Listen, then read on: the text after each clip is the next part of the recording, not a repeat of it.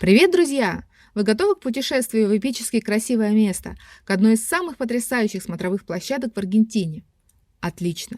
Тогда вы попали по адресу, потому что сейчас мы отправимся в путешествие, от которого у вас перехватит дыхание.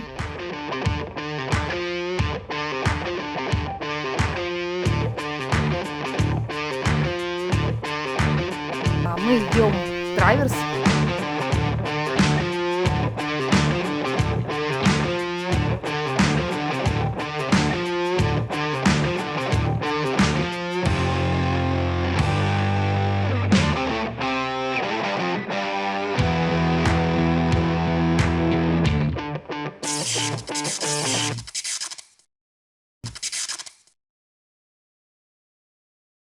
Представьте себе рассвет, вы стоите на краю обрыва, под вами лежит огромное озеро, вы смотрите вдаль на густую растительность, которая простирается настолько далеко, насколько может видеть глаз. Воздух свежий и чистый, дует слабый ветерок, а теплое рассветное солнце согревает ваше лицо. Добро пожаловать на Мирада дель Доктор, смотровую площадку, с которой открывается один из самых потрясающих видов во всей Патагонии. Поверьте, это зрелище лишит вас дара речи. Почему смотровой площадке такое название? Мирада дель Доктор переводится как «смотровая площадка доктора». Дон Кристофредо Якоб умел выбирать места. Он был не только отцом неврологии в Аргентине, но также был натуралистом и много времени уделял исследованию местности в районе Барелочи. Доктор Якоб так полюбил это место, что в итоге его назвали Мирада дель Доктор.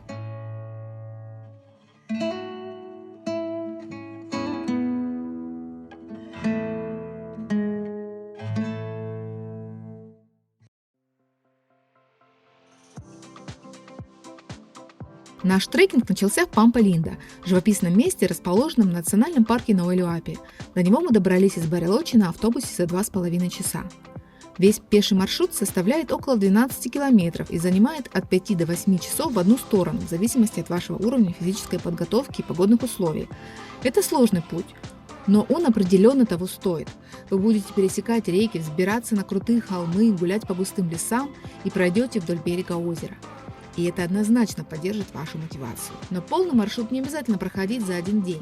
Мы решили совместить приятное с полезным, переночевать у лагуны Илон, чтобы попасть на смотровую площадку на рассвете.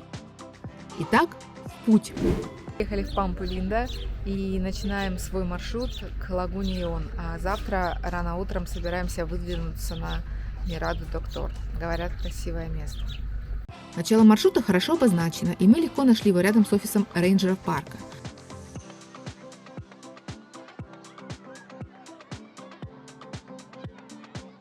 Оттуда мы зашагали по хорошо натоптанной тропе, пересекли реку Алерсы по подвесному мосту,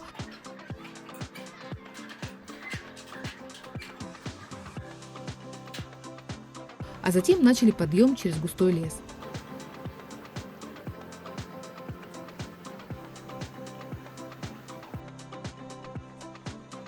В лесу тропа круто взмыла вверх, и следующие 2 километра мы ползли как улитки по серпантину в долине между Серро-дель-Вьенто и Пунта-Негра, набрав за 1,5 часа 560 метров. Начался подъем. 600 метров довольно крутого подъема. Как всегда.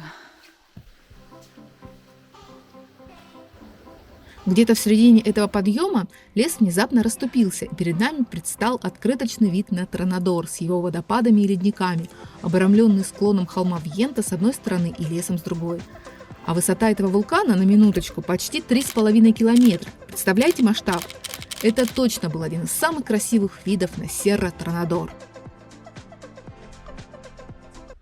Историю о том, как мы ходили к Тронадору и водопадам Кастанье-Оверо, можно посмотреть, нажав на ссылку в правом углу вашего экрана.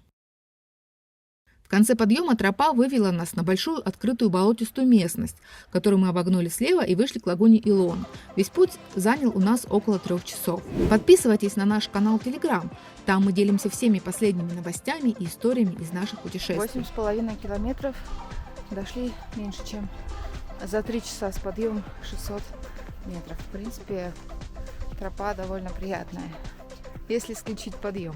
Рядом с лагуной разбит стационарный лагерь с домами-куполами. Если вам неохота нести палатку, можно заранее забронировать такой купол на сайте Refugio Ilon и переночевать там.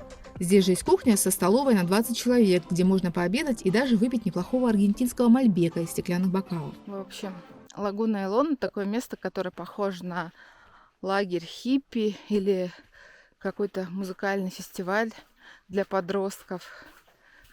Куча палаток, куча людей, все шумят, пьют маты, ничего не делают.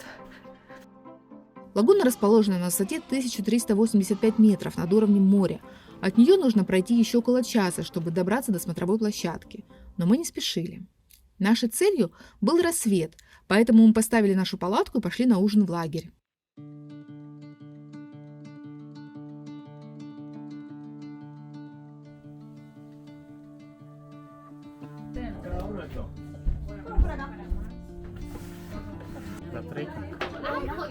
Ну, такой трекинг мне больше нравится.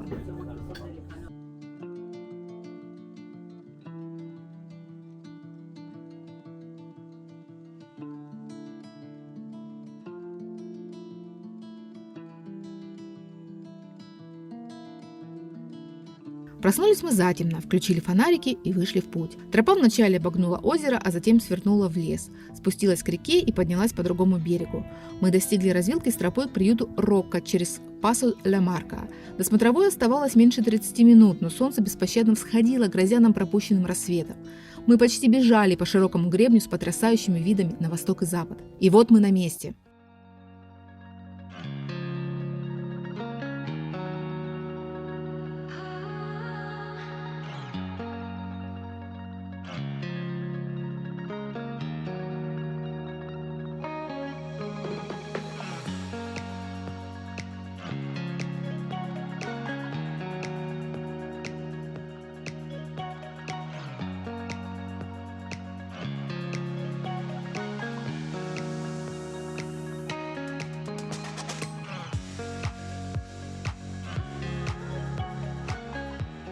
Нам показалось, что Мирада дель Доктор такая особенная, потому что там можно наблюдать за совершенно другими пейзажами, не похожими на те, к которым все привыкли в этом районе.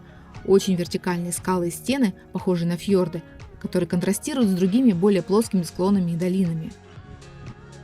Стоя на краю обрыва с видом на озеро Фрей внизу, на Уэлюапи, Серру Кристаль, Капитан, Конститусьон, на заднем плане испытываешь ошеломляющее ощущение.